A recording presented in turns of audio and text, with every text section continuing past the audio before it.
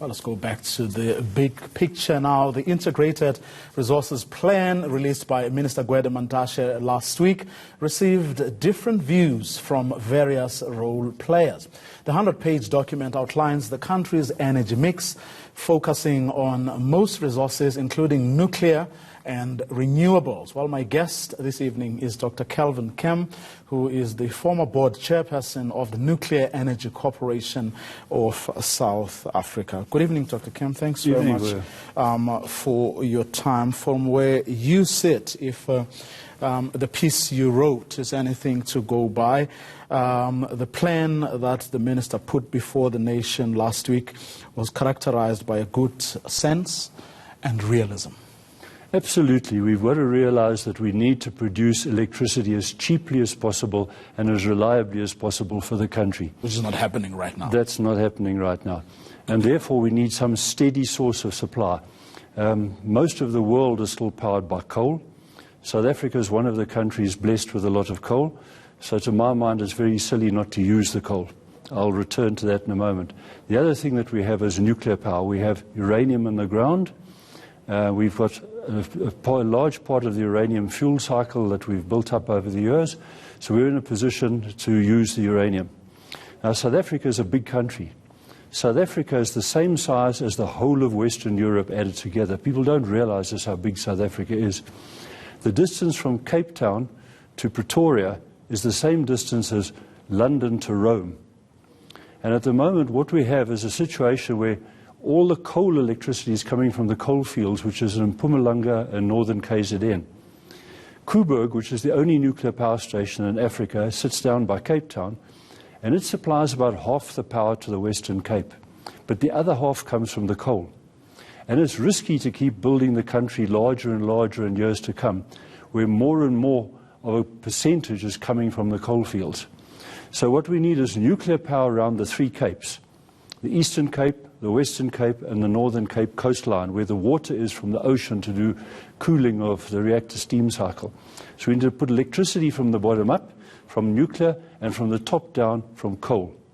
And then things like wind and solar power can be used where the intermittent nature of them is appropriate, but to my mind not to drive electric trains across the country and to run the mines.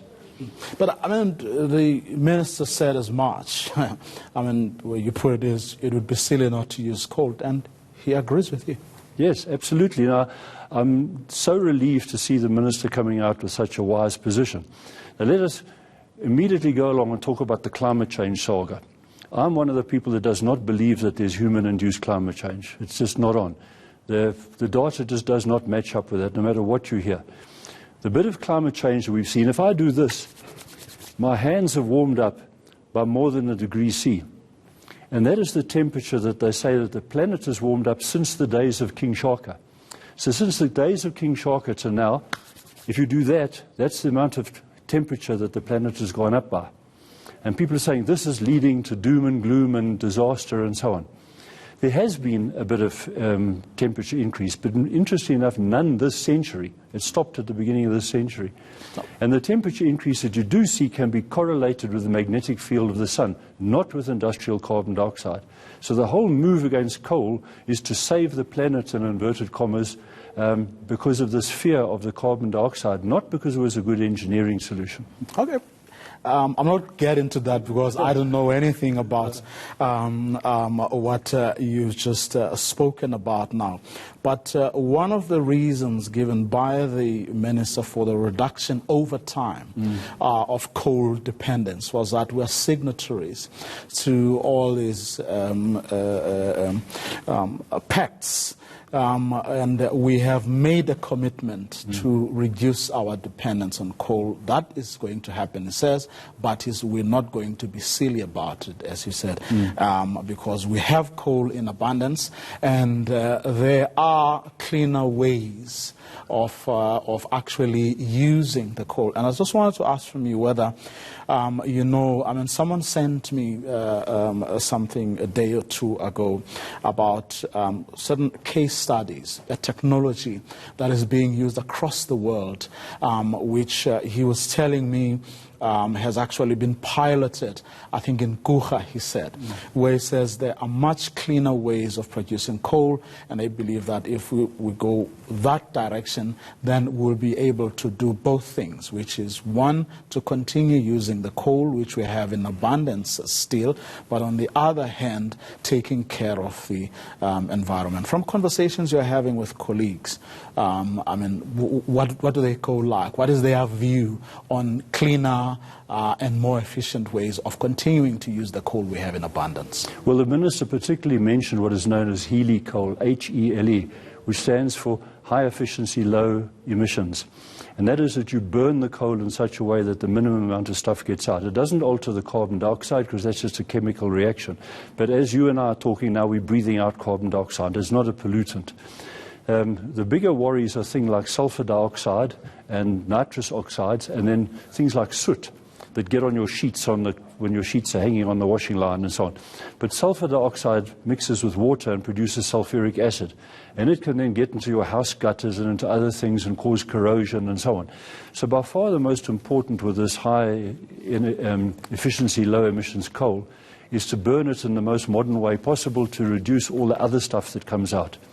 And that is what the objective is. But we've got a couple of 100 years worth of coal left, and meantime I see nuclear powers expanding dramatically around the world. South Africa was advanced in what was called the pebble bed modular reactor. We were world leaders in the design of that small reactor system, which the Minister also mentioned. Even now, the worldwide, when you go to any small modular reactor meeting in the world, they always stand up and somebody talks about South Africans laying the groundwork. All the initial rules and procedures and so on were worked out at great length here. Believe it or not, the South African team at its height was 2,000 people working on that project. It wasn't a little bunch. Sadly, from my point of view, we didn't project to the public anywhere near enough what was actually being achieved here in South Africa. Well, the Minister did, of course, speak to what you have just said, that, South Africa's cheapest electricity right now is nuclear power from the Koeberg nuclear power station. But someone sent me something that says, well, while that is correct, responding to what the Minister had said, and for that reason it makes sense to extend the life of Koeberg by another 20 years, which is the commitment that the government has now made. This person says the plant is, however, fully depreciated, which is why the tariff is so low right now. That is true, but that is intentional. Now, this is something that people should realize too. There's a difference between renting a house and buying a house. If you rent a house, you pay, for argument's sake, 10,000 Rand a month to rent the house, and that you pay forever. And as long as you're paying, it'll go up every so often with inflation and so on. If you buy a house, you've got to find the deposit, and then you've got to go and sign to commit yourself to paying the million Rand or whatever it's going to cost to buy the house. And then you start paying, say, 12,000 Rand a month. But that continues to come down as time goes by because you're now paying off the house. And eventually, after the bond period, if the house is paid for, you're perfectly entitled to live in that house for another 10 or 20 years, only paying your monthly rates and your general maintenance and so on because you've bought the house. Now, when you do nuclear power, it's like buying the house. There's quite a bit of money up front, which is a lot less than it was exaggerated in the newspaper over the last few years. So you effectively buy the house up front, and then you pay it off, and after the period of time now, in the case of Koeberg, it's paid for. So now we're cruising for another 20 years at minimal electricity price. But isn't it also true that not one nuclear plant has come in on time and on budget in the last decade? No, I dispute that entirely. That keeps being said. There's many places where the nuclear plants have been built well. In fact, something right now, there's a 4-reactor plant in the United Arab Emirates called Baraka. It's ready to start selling electricity this year. The whole plant is operating at the moment, but they're going through all the legalities because it's their first ever plant.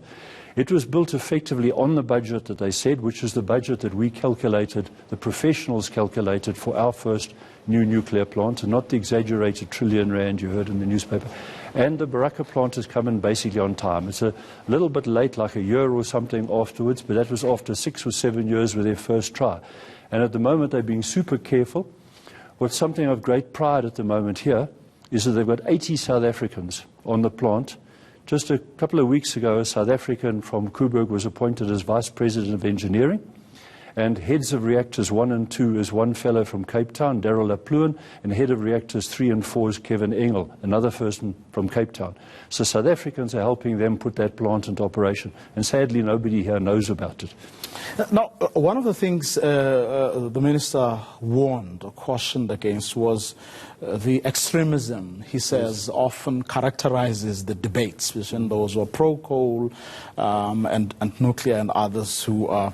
and in the piece you wrote, you say you wonder how many or why so many journalists and fringe green energy experts cover up the Coburg costs and economic benefits. Also, why do they never point out that solar power is not available at night and while solar and wind energy are so expensive? Precisely. You know, something that I can say with a lot of confidence is there are no nuclear people in South Africa that are anti-solar and wind. We never say we're anti-solar and wind. We say we're anti-telling people that you can run electric trains on wind turbines and solar panels. Now, as you mentioned there, the solar only is available during the daytime, and even then only about half the daytime. Because prior to 10 o'clock in the morning, the sun is low. If you take a torch and shine it on the wall, you get an intense beam. If you move the torch sideways, you get a much more diffuse beam. So before 10 o'clock in the morning, when the sun is low, you get less than half of the solar power. And similarly, after 3 o'clock in the afternoon. So that means as well to invest heavily on and during the night, storage during the night, there's no solar. So if you put solar in and you say, oh, in the newspapers, 400 megawatts of solar, in fact, solar is rated at 1/4 of what they call nameplate. So when you see 400 in the newspaper, you're actually going to get 100 only in the daytime. Wind is rated at 1/3. So if they tell you there's 300 megawatts of wind that's just been added, it's actually only 100 megawatts, and then it's only when the wind blows. So now you've got to say to yourself, if you're having open heart surgery, would you rather have the operating theatre attached to a wind turbine or to a nuclear reactor? So the wind and solar should be used where it's appropriate. I've got no problem with that. And, but to really run the mines and run the might of the country, we need the coal and we need the nuclear as partners together. And another thing that we must bear in mind is that we need to double the electricity consumption of the country. And I emphasize, I don't mean waste it. We've got to have more factories. We've got to have more this, more that. There's a well-known graph, it's internationally recognized, that your take-home pay in your pocket is directly proportional to the amount of electricity that your country consumes. If the average South African wants to take home double the pay in years to come, the country will be using double the electricity. The GDP doesn't just go up with your electricity staying static. That's where we're going to leave it for this evening. Thanks very much for coming through and for your insight.